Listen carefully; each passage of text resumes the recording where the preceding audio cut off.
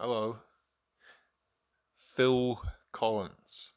Philip David Charles Collins. Not a Sir yet. I don't know if he'll ever get their knighthood. Um,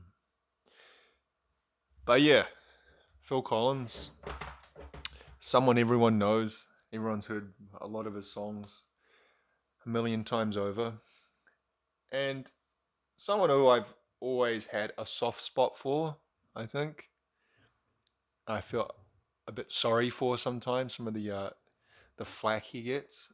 Not that he needs my pity with his hundreds of millions of dollars and worldwide fame.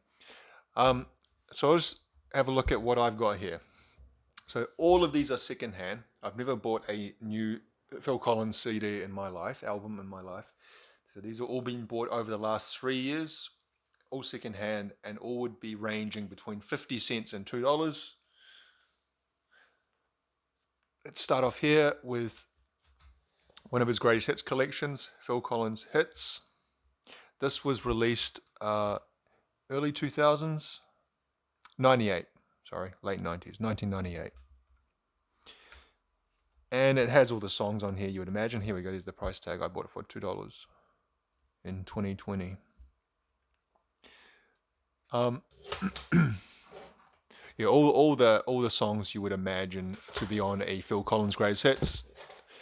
Now, yeah, I was going to say, I think there is actually one greatest hits that I might be wrong in this that has some of his Genesis singles as well, together with the solo singles.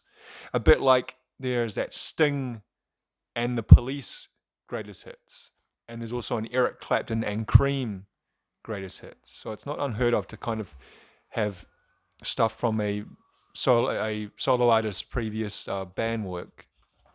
So it's just got the liner notes here. We got a thank you from Phil to thank everyone who has touched my life and music in the years covered by these songs would be impossible. I know who they are, and so do they. I thank them for their enthusiasm, love, affection, and tremendous hard work. These are things one never forgets. So what have we got? I shall look on the back cover, it's easier. Another Day in Paradise, True Colors, Easy Lover, You Can't Hurry Love, Two Hearts, I Wish It Would Rain Down, Against All Odds. You can read the rest in there.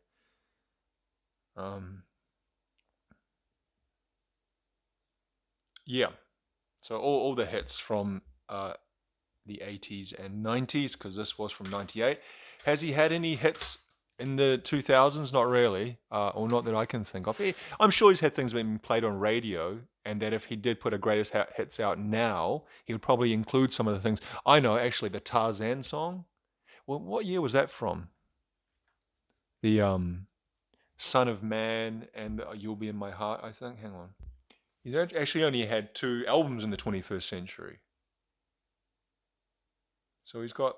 Actually, if you'd asked me to guess this in a game show, I would have guessed a lot more. He's got 1, 2, 3, 4, 5, 6, 7, 8 solo studio albums. 1, 2, 3, 4. Four of them were in the 80s. Two of them in the 90s, and then one in 2002, one in 2010. He's done nothing since then. Now, of course, he's had quite serious health issues over the last decade or so. He toured here in New Zealand about 3 or 4 years ago. And he wasn't in great shape. He was obviously he's well enough to tour, but he was sitting down for the whole concert. He sung from a seated position, and he walked on stage with a cane. I didn't go to the show, but I saw footage, and his son Nicholas was drumming. Nick Collins, and actually seems like quite a good drummer. I'm trying to see here when the Tarzan soundtrack came out. That actually might have been late 80s. I'm sorry, late 90s. The Disney. Oh, here it is. 1999, so almost 20. And also Brother Bear. That's right. I mean, he did the soundtrack for Brother Bear. I actually might have that. I might look for that another day. I'm pretty sure I actually might have the Brother Bear soundtrack. I'm not sure if I had the Tarzan one. Anyway, that Tarzan soundtrack did quite well. Um, multiple times platinums in various markets. Got to number 5 on the US Billboard charts. Anyway, my point of what I was talking about this is that most of his hits, what we would consider as hits, come from the 80s and then a little bit into the 90s, but not, I would say you would struggle to fill many tracks with anything past the year 2000. But speaking of one of his later albums, this is his most recent album from 2010, Phil Collins Going Back. I got this quite recently. And you can see there he's pictured as a young boy. And what this is, so it says here, we'll read the kind of little sticky. It says, an incredible journey through his favorite songs with the Funk Brothers, including, and it's got some, so he's kind of, it's like a cover version, I guess. Cover versions of songs that he particularly likes. And you see it's broken into sides, even though this is a CD, a single CD, but it's kind of, made up to look like a record, 33 and a third RPM, and with sides.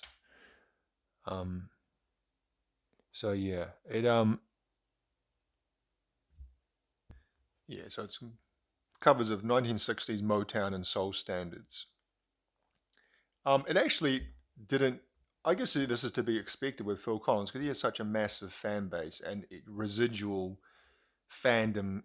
He was so big in the 80s and the 90s that I guess he has kind of residual goodwill fans. You know what I mean? They just see something new by Phil Collins and they buy it regardless. So I see he got to number 1 in the UK with Going Back. Across Europe, top 5, top 10. US 34, still, New Zealand number 2. And he's so yeah. Even though it was certainly past his heyday and only a covers album, still he did pretty well. The thing I'd say about this, having listened to it through a couple of times since I bought it last year, the drumming, you can see there he's pictured drumming, and he was originally a drummer, and he was a fantastic drummer.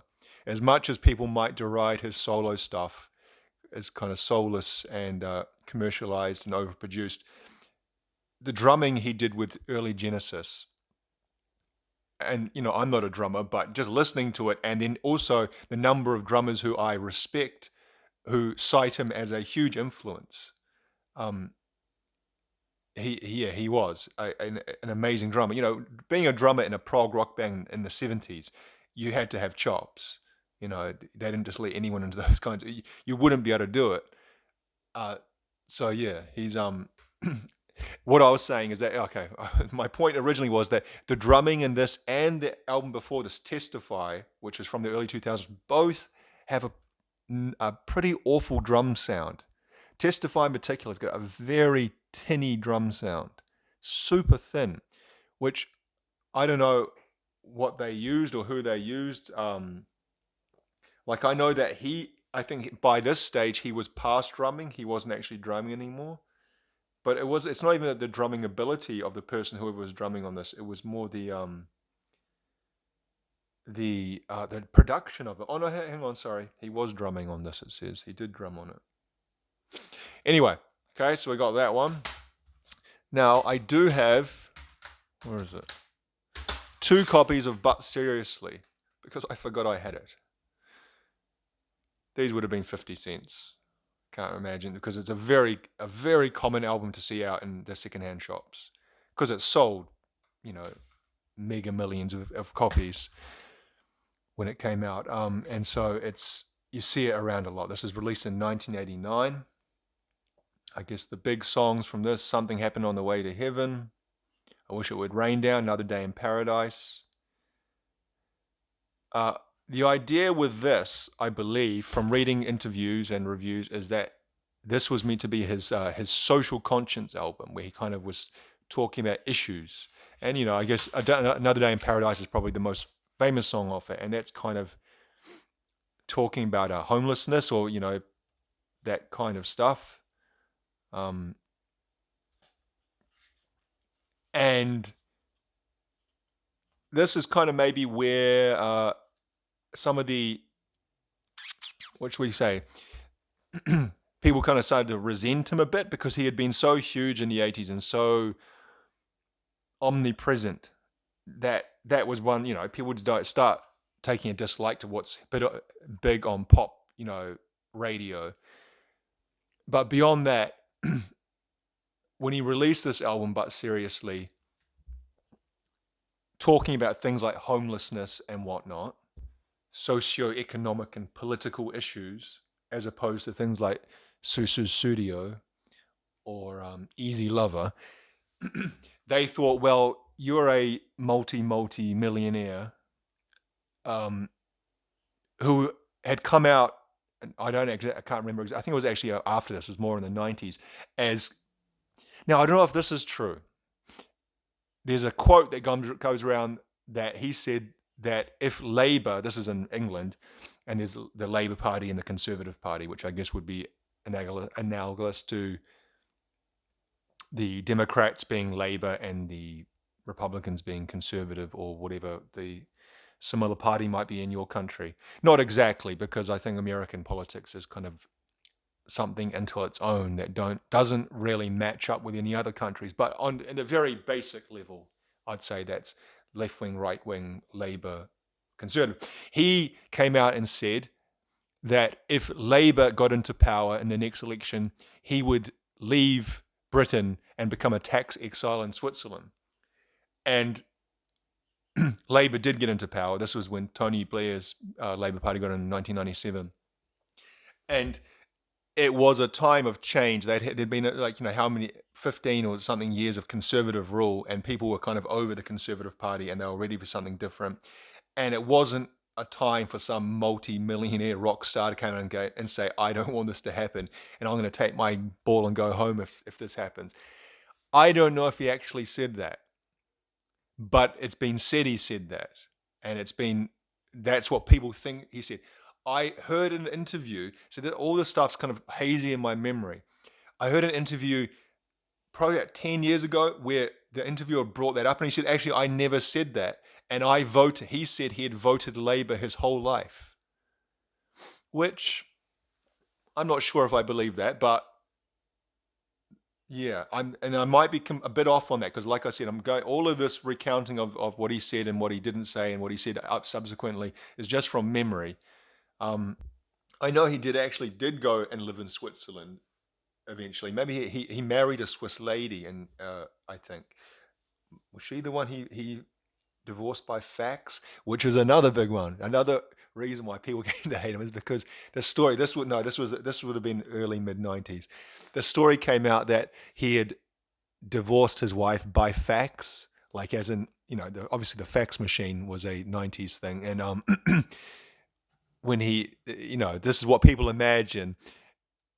They were away from each other for some reason. Maybe he was on tour, and he just one day out of the blue sent a fax through to the family home that came out, and she, was horrified to see, you're divorced, baby. I'm sure that's not what happened. I'm sure it was just some kind of one part of the legal proceedings. Maybe he was sent by fax. Nonetheless, that stuck. And that was another step in the anti-Phil Collins feeling that came to dominate the narrative in the late 90s up until today somewhat. Now, I don't have two copies of this. It looks like I do, but actually this one is But Serious. Sorry, not But Serious. No Jacket Required. And the songs on this are Studio. One More Night. Don't Lose My Number. Take Me Home. Take Me Home's a great song. There's a good... he did a version of that together with Bone Thugs and Harmony.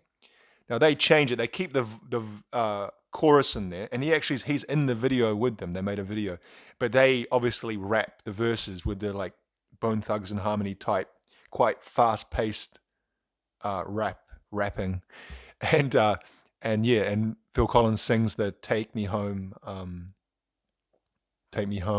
chorus. But yeah, you can see so many hits on that. This is 85. So this is kind of, I guess, his peak.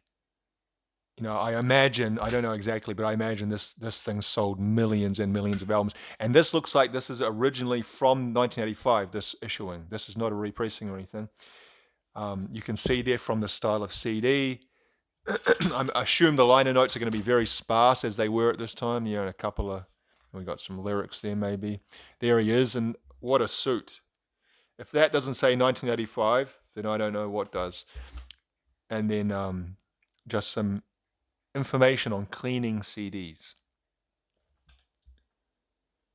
No jacket required. Produced by Phil Collins and Hugh Padgham.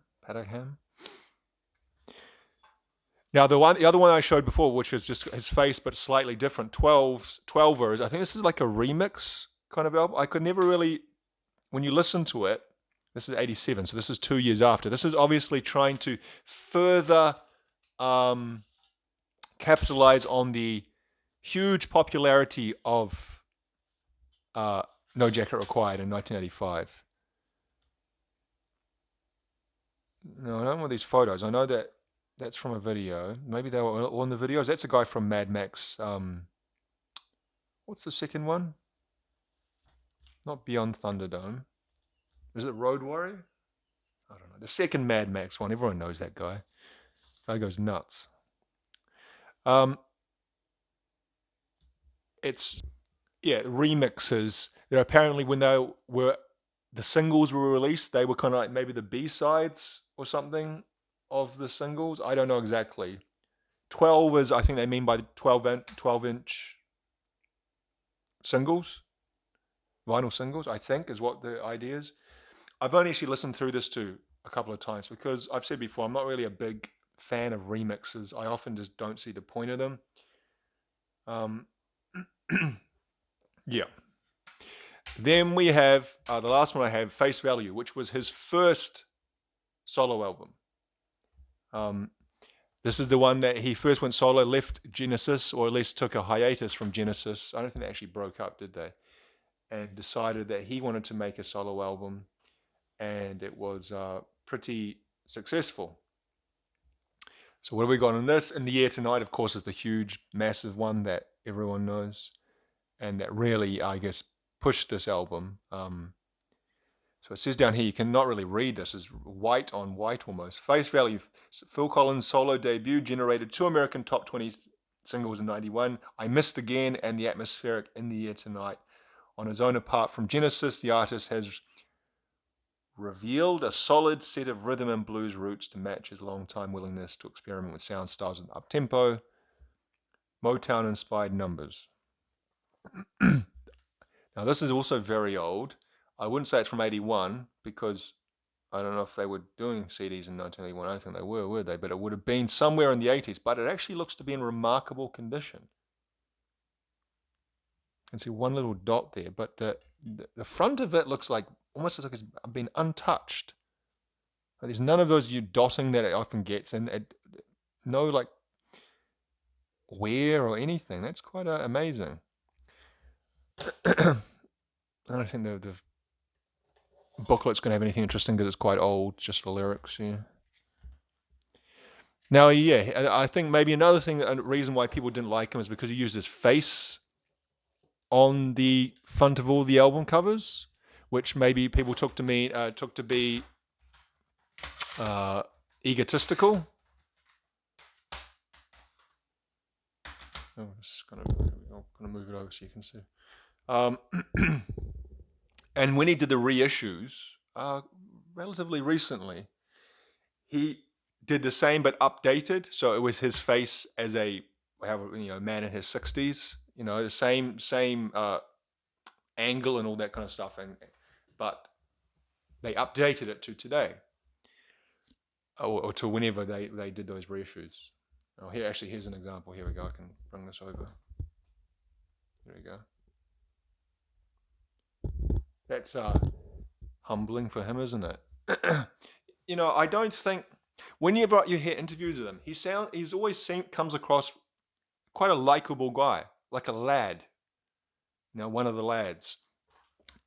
He and quite self-deprecating, I want to read his biography. I think it's Not Dead Yet.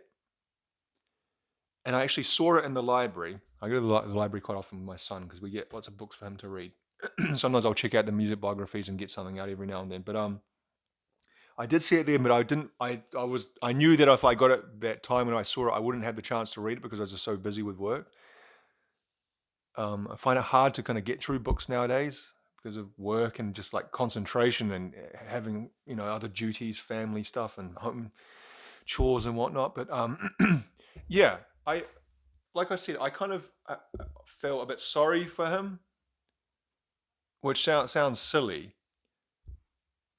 Like I kind of want to defend him sometimes when sometimes people do. He's like kind of one of those default characters of disdain. Like I've said before, like things like Nickelback, Limp Bizkit, Phil Collins. Um, who's another one? I don't know. I'm sure there are more modern ones that I'm not familiar with, but I'm sure you know what I mean. I don't think he entirely deserves that. I think he's got some good music, a lot of very cheesy stuff, a lot of very overplayed stuff, but good stuff nonetheless, some classic hits. And I think he seems like an okay guy to me. Anyway, thank you for watching.